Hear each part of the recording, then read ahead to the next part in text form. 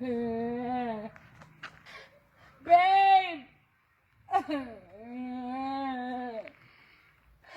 Sweetie! Sweetheart! Sweetie!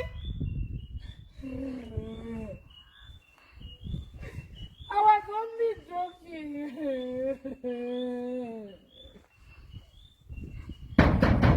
Honey!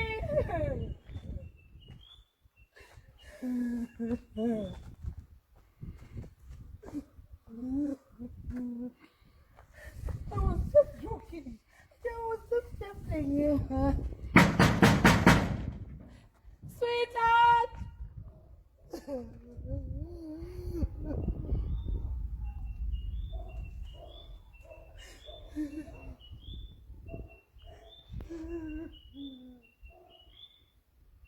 I was joking now.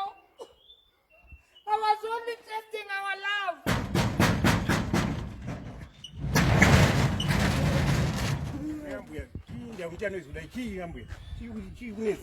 Mfosha mchandizivele ndinokuona Joe. Janetsa saka he hasn't been picking up my calls and everything.